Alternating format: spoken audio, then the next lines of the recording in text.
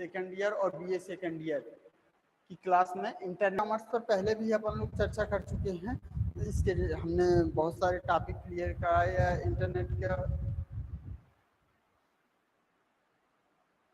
Internet के हमने बहुत सारे टॉपिक कवर कराए, जैसे बेसिक कॉन्सेप्ट थे कि इंटरनेट क्या होता है, इंटरनेट प्रोटोकॉल्स क्या होते हैं, और इनमें से जो भी जैसे इंटरनेट में www था, फिर इसके बाद इंटरनेट पे मेल थे, ये सारी चीज़ें हमने चर्चा कर ली थी। तो अब आज हम चर्चा करेंगे हिस्ट्री ऑफ इंटरनेट, यानी इंटरनेट का जन्म कैसे हुआ या इंटरनेट कैसे स्टार्ट हुआ, इन सभी के बारे में हम चर्चा करेंगे। तो सबसे पहले हम देखते हैं कि इंटरनेट हमारा वह सुविधा है। पहले हम परिभाषा के साथ हम इसको शुरू करते हैं कि इंटरनेट ऐसा कनेक्शन है जिसके माध्यम से हम सूचनाओं का आदान प्रदान आसानी से कर सकते हैं। सूचनाओं का आदान प्रदान हम आसानी से कर सकते हैं। वह सूचना किसी भी फॉर्म में हो सकती है, जैसे वीडियो हो सकता है, ऑडियो हो सकता है, टेक्स्ट हो सकता है, इमेज हो सकती है, यानी जितने भी इंफॉर्मेशन मीडिया है, सभी मीडिया को इस्तेमाल करके हम इंटरनेट का इस्तेमाल करके सभी मीडिया से इंफॉर्मेशन प्राप्त कर सकते हैं। इस प्रकार से हमारा इंटरनेट वह माध्यम है जिसके माध्यम से हम पूरे कंप्यूटर जो विश्व भर में हैं वो आपस में जुड़े हुए हैं, जिनमें आसानी से सभी सुविधाएं अवेलेबल रहती हैं, जिससे हम इंफॉर्मेशन उन्हें भेज सकते हैं और उनसे इंफॉर्मेशन प्राप्त कर सकते हैं। ऐसे तो इंटरनेट कंप्यूटर और मोबाइल इन दोनों का आपस में संयोग, क्योंकि आजकल मोबाइल भी कंप्यूटर है और कंप्यूटर भी मोबाइल है, यानी कंप्यूटर भी हमारा चलता फिरता हो सकता है और मोबाइल भी हमारा चलता फिरता हो सकता है। इसीलिए मोबाइल और कंप्यूटर में ज़्यादा अंतर नहीं हो गया। फिर भी हम आगे चर्चा करते हैं। लिए रिस्पॉन्सिबल है, इसने क्या किया था,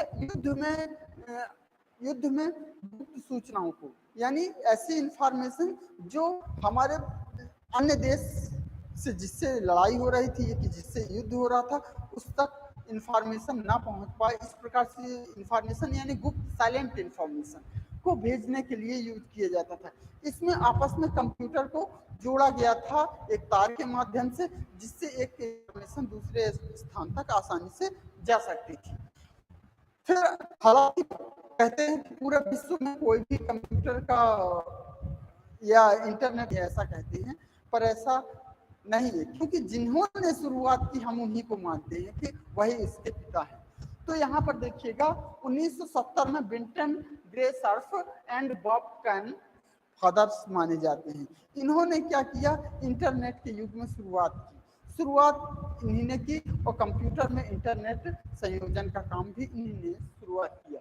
जब इन्होंने इंफॉर्मेशन संयोजन कंप्यूटर को संयोजन किया तो इसमें आपस में इंफॉर्मेशन एक कंप्यूटर से दूसरे कंप्यूटर में भेजने के लिए और दूसरे कंप्यूटर से पहले कंप्यूटर में भेजने के लिए रिस्पॉन्स, ये कंप्यूटर में इंफॉर्मेशन भेजते थे और उससे इंफॉर्मेशन लेते थे। तो इस प्रकार शुरुआत करने का श्रेय इन्हें जाता है, इसलिए विंटन सर्फ को और बॉब कॉन को कंप्यूटर में इंटरनेट का पिता कहा जाता है।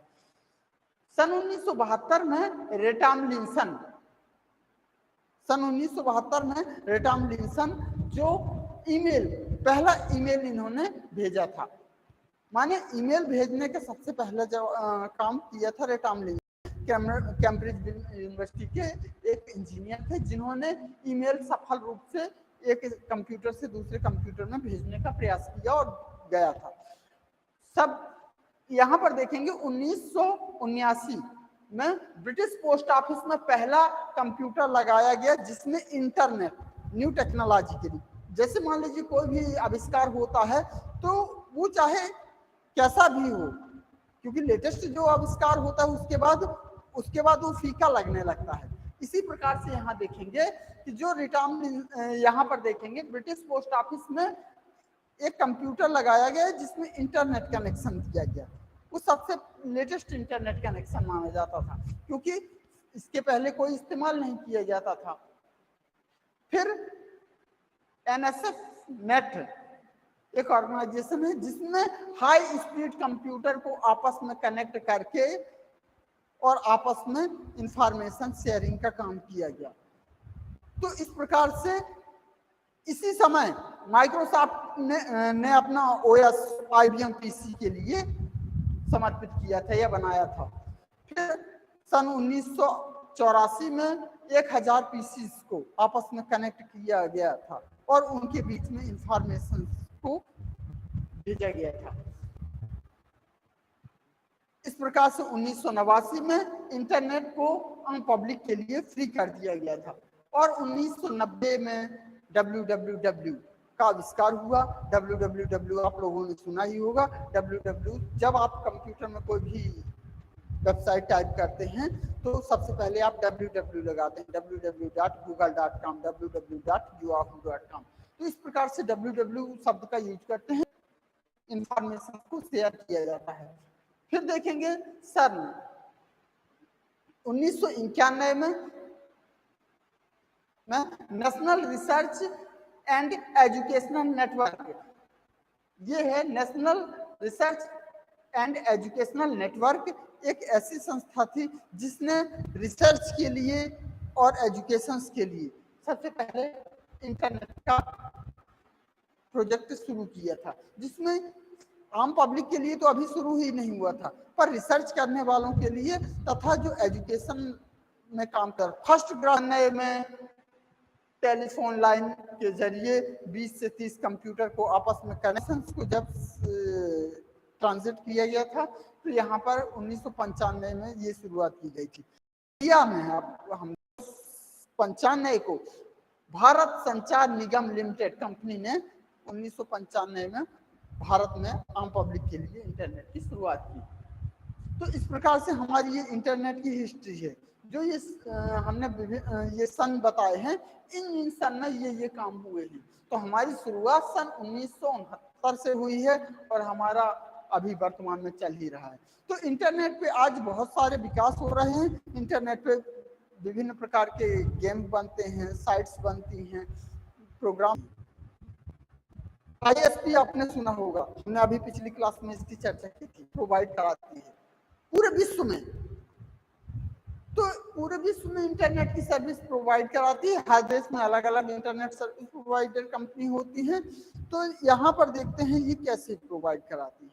यहाँ पर समुद्र के अंदर भी हमारी लाइन बिछी हुई है, नेटवर्क लाइन बिछी हुई है, जिसके माध्यम से टीयर फर्स्ट कंपनी कहलाती है। ऐसी कंपनी टीयर फर्स्ट कंपनी कहलाती हैं जो इंटरनेट सर्विस प्रोवाइडर को समुद्र मार्ग से दूसरे देश तक कनेक्ट करती हैं, वो टीयर फर्स्ट कंपनी में आती हैं। टीयर सेकंड कंपनी में आती हैं, ISP सेकंड टीयर है जो, तो वो इस प्रकार की कंपनी है जो इंटरनेट सर्विस को पूरे देश में नेटवर्क फैलाए हुए हैं। और टीयर थर्ड में अपने लोकल एरिया नेटवर्क में जो कंपनियां फैलाए हुए हैं।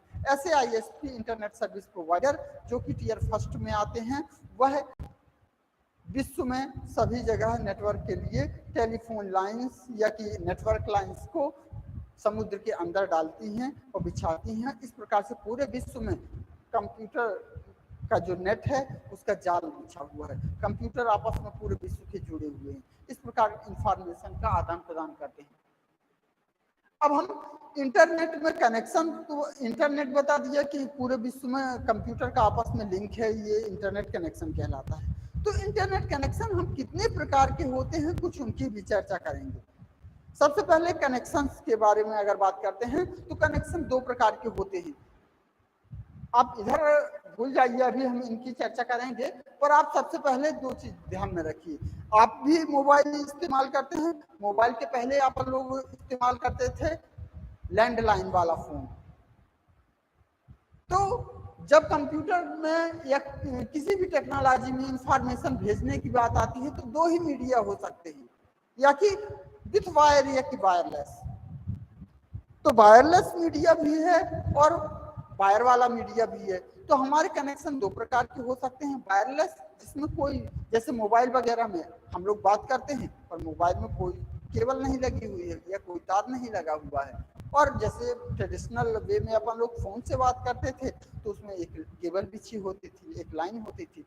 तो इस प्रकार से इंटरनेट कनेक्शंस भी हमारे दो प्रकार से होते हैं, एक वायर से, एक नॉन वायर। अब हम यहाँ पर चर्चा करते हैं। फर्स्ट है dial up connection. Dial up connection क्या होता है?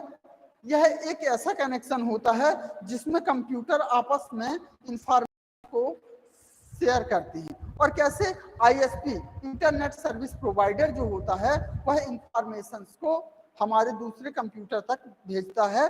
किस तक? जैसे क्लाइंट तक। एक होता है computer host computer. Host computer वह कंप्यूटर होता है जो हमें इंटरनेट कनेक्शन प्रोवाइड कराता है। और क्लाइंट कंप्यूटर वह कंप्यूटर होता है जो होस्ट से जुड़ा होता है इंफॉर्मेशन लेने के लिए। तो डायल अप कनेक्शन हम देखते हैं। डायल अप ऐसा कनेक्शन है जिसके लिए हमें एक आईएसपी से कनेक्शन लेना होता है। इस कनेक्शन को डायल अप कनेक्शन कहते हैं। इस कनेक्शन में हम 56 kbps डेटा या इंफॉर्मेशन प्राप्त कर सकते हैं, स्पीड प्राप्त कर सकते हैं और इसका बहुत ज्यादा इस्तेमाल किया जाता है।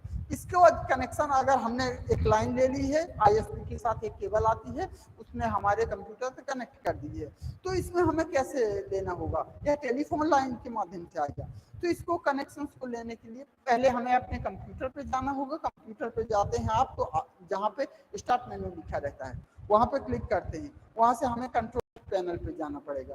कंट्रोल पैनल पे जाएंगे हम। नेक्स्ट कंट्रोल पैनल पे जैसे ही जाएंगे तो कंप्यूटर में कंट्रोल पैनल आ जाएगा। उसमें नेटवर्क प्लेस पे जाते हैं। नेटवर्क प्लेस पे जैसे ही हम क्लिक करेंगे तो कनेक्शन न्यू विजार्ड नाम का एक डायलॉग बॉक्स आएगा, जिसमें कनेक्शन न्यू विजार्ड में हमें एक ऑप्शन जिसमें हमें कनेक्ट टू द इंटरनेट, उस पर क्लिक करना होगा। कनेक्ट टू द इंटरनेट पे हम क्लिक करेंगे तो वहां पर हमें देना पड़ेगा सेटअप फॉर डायल अप के कनेक्शंस के लिए हमारे पास सेटअप आ जाएगा। तो इस प्रकार से डायल अप कनेक्शन हमारे कंप्यूटर में होता है। डायल अप कनेक्शन के बाद देखेंगे leased line connection. Leased line यह बहुत हाई स्पीड कनेक्शन होता है। इसमें क्या होता है? जिस भी आईएसपी इंटरनेट सर्विस प्रोवाइडर से हमने इंटरनेट कनेक्शन लिया है तो उस इंटरनेट सर्विस प्रोवाइडर से हम लीज्ड लाइन कनेक्शन लेते हैं। देखिए हमारा जो डायल अप कनेक्शन था वो सस्ता था।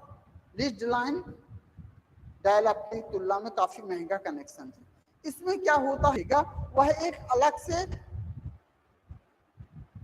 सर्विस प्रोवाइडर आईएसपी के पास से आकर के हमारे कंप्यूटर में कनेक्ट हो जाएगा और हमने जितनी इसके लिए वह कनेक्शन लिया है उतनी स्पीड स्थिर रहेगी हमारी। क्योंकि देखिए जो अन्य लाइन हुई हैं उसमें 1 से 2, 2 से 4, 4 से 8 ऐसे लोग कनेक्ट हुए, या कि ऐसे उन्हीं लोग उसी एक लाइन से सभी लोग नेटवर्क को शेयर करते हैं। तो इस प्रकार से वो स्पीड स्लो हो जाती है। पर इसमें कोई दूसरा कनेक्शन नहीं देता, वो हमारी पर्सनल लाइन होगी जो हमारे सर्वर कंप्यूटर या होस्ट कंप्यूटर से हमारे क्लाइंट कंप्यूटर में कनेक्ट होगी। तो इस प्रकार जो हम पर्सनल केबल कनेक्शन लेते हैं वह लीज्ड लाइन कनेक्शन होता है। और लीज्ड लाइन कनेक्शन हमारे लिए डेडिकेटेड कनेक्शन होता है। जितनी स्पीड होती है वह यथावत रहती है और इंटरनेट काफ़ी फास्ट चलता है। इसके लिए हमें पैसे ज़्यादा पे करने होते हैं। फिर देखिएगा ये है VSAT, very small aperture terminal.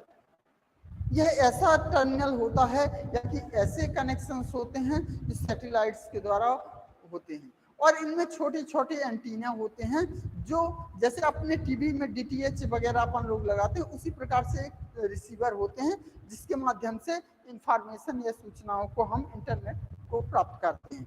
और इस प्रकार के टर्मिनल में हमारी इंटरनेट जो सैटेलाइट के माध्यम से होता है। अगला हम देखेंगे मोबाइल नेटवर्क। मोबाइल नेटवर्क जैसे आप लोग टावर से जुड़े होते हैं, टावर से कनेक्शन रहता है तो मोबाइल टावर का रेंज जो होता है उसी से हम कनेक्शन लेते हैं। तो ये ऐसा मोबाइल नेटवर्क है जिसमें हमारा नेटवर्क वायरलेस मीडिया से आता है और वायरलेस मीडिया से हम ये नेटवर्क प्राप्त करते हैं या इंफॉर्मेशन प्राप्त करते हैं और सेंड और रिसीव करते हैं। फिर हमारा होता है ब्रॉडबैंड कनेक्शन। 56 kb किसी कंपनी का या आईएसपी का ब्रॉडबैंड लेना होता है जो एक टेलीफोन लाइन से जुड़ा होता है। इस ब्रॉडबैंड डीएसएल भी एक प्रकार का इंटरनेट कनेक्शन है जिसे डिजिटल सब्सक्राइबर लाइन कहते हैं। इस प्रकार का कनेक्शन डीएसएल कनेक्शन कहलाता है और हम अंतिम में देखेंगे USB modem connection. USB modem connection क्या है? हम जब कभी कंप्यूटर में इंटरनेट चलाते थे और उसके लिए हम एक नेट सेटर, आप लोगों ने सुना होगा, नेट सेटर नाम की डिवाइस यूज करते थे, उसे ही हम ये यूएसबी मॉडेम कहते हैं। यानी उसमें आप देखेंगे जैसे पेन ड्राइव में पीछे पोर्ट बना रहता है वो कनेक्ट करने के लिए पीसी में, उसी प्रकार से इसमें भी जब हम इसको कंप्यूटर से कनेक्ट करते थे तो इसका सेटअप इंस्टॉल होता था कंप्यूटर में, और सेटअप इंस्टॉल होकर के हमारे पास एक लोगो या आइकन बन जाता था उसका, जिस मॉडेम का, और उस मॉडेम के आइकन पे क्लिक करते थे। इस यूएसबी मॉडेम केबल से हम जो नेट चलाते थे वो से हमारा चलेगा, या जियो है तो जियो से चलेगा। इस प्रकार जो भी मीडिया है उसी मीडिया से हमारा कनेक्शन होता था। तो इस प्रकार से इंटरनेट कनेक्शन हमारा हो गया, और इंटरनेट कनेक्शन के प्रकार हो गए। और इंटरनेट के बारे में आप जानते ही हैं कि इंटरनेट विश्व की ऐसी सेवा है जिसमें इंफॉर्मेशन या सूचनाओं को आपस में प्राप्त किया जाता है।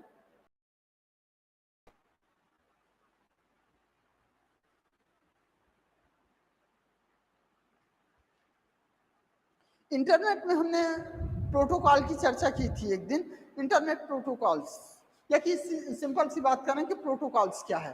प्रोटोकॉल आप लोग जानते हैं कि वह सेटअप रूल्स है, अभी पिछले दिन भी हमने चर्चा की थी इसकी। तो प्रोटोकॉल वह सेटअप रूल्स हैं जिसके माध्यम से हम इंफॉर्मेशन को एक स्थान से दूसरे स्थान तक भेजते हैं। और प्रोटोकॉल्स में हम कई सारे प्रोटोकॉल्स भी बताए थे, जैसे सबसे पहले हमने बताया था HTTP। तो HTTP क्या है? सबसे पहले प्रोटोकॉल्स, सबसे पहला प्रोटोकॉल हमने बताया था HTTP, hyper text transfer protocol से, जो hyper text transmission, hyper linking भी पढ़ा होगा।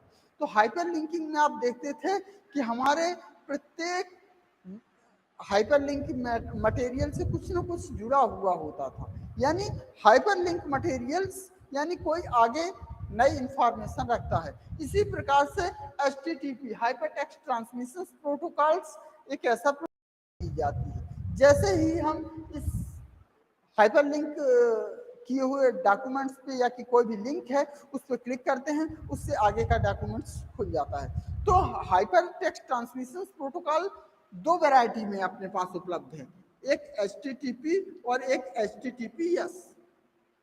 HTTP सिंपल साइट्स में, सभी साइट्स में लिखा होता है, पर यस सिक्योरिटी के लिए है।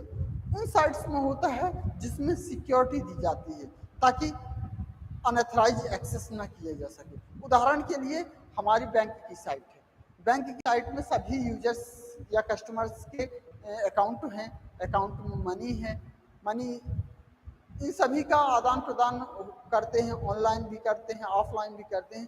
तो कोई अनऑथराइज एक्सेस करके किसी के अकाउंट के साथ छेड़खानी ना कर सके, इसके लिए HTTPS एक सिक्योरिटी के लिए ये प्रोवाइड किया जाता है।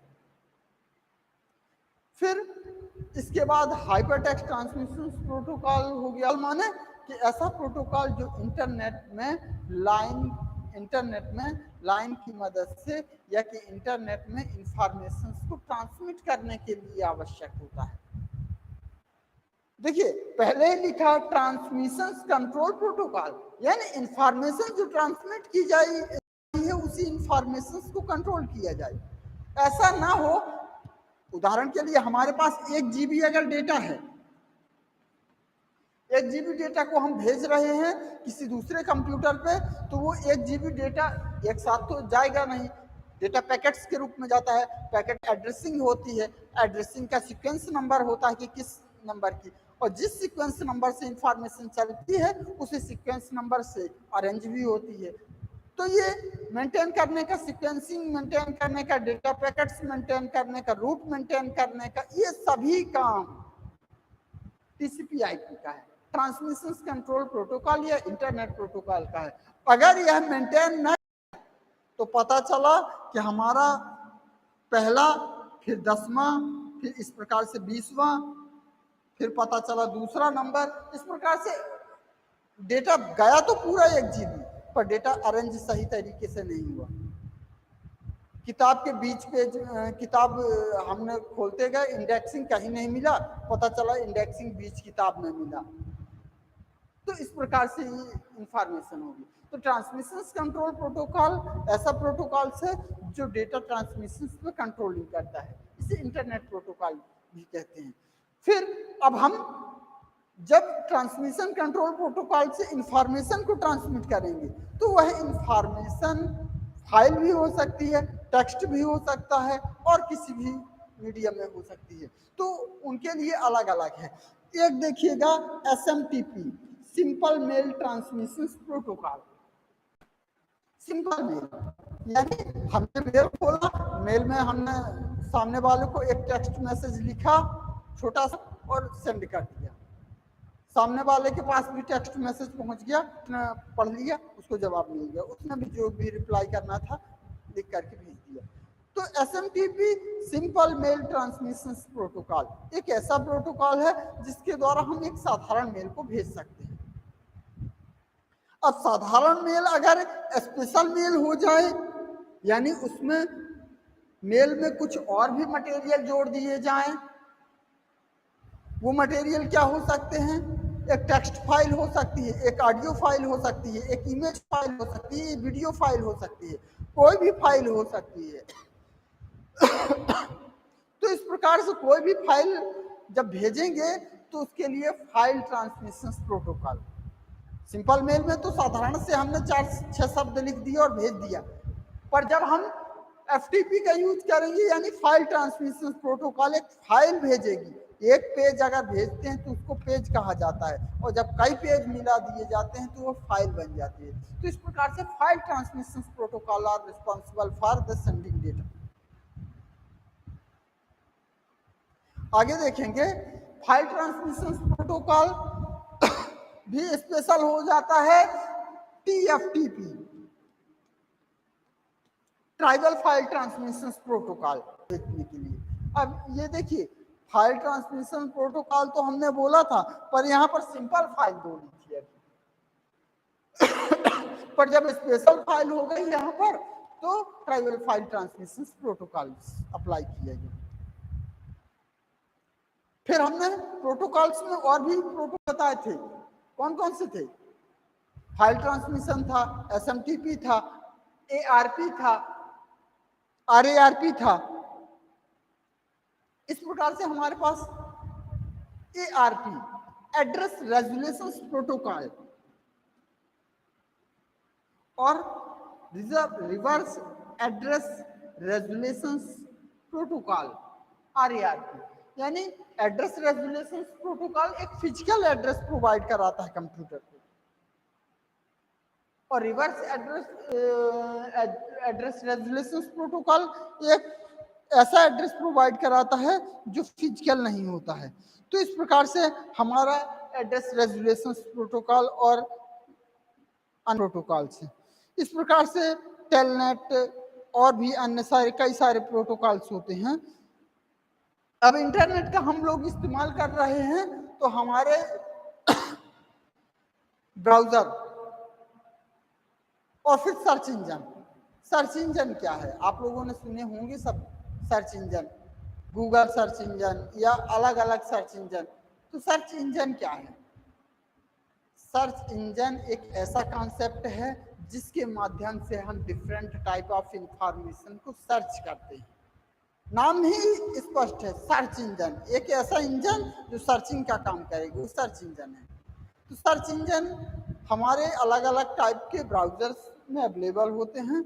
हमने देखा कि क्रोम ब्राउजर खोला, क्रोम ब्राउजर में हमने गूगल डाला तो गूगल एक सर्च इंजन है, रेडिफ सर्च इंजन है, याहू सर्च इंजन है।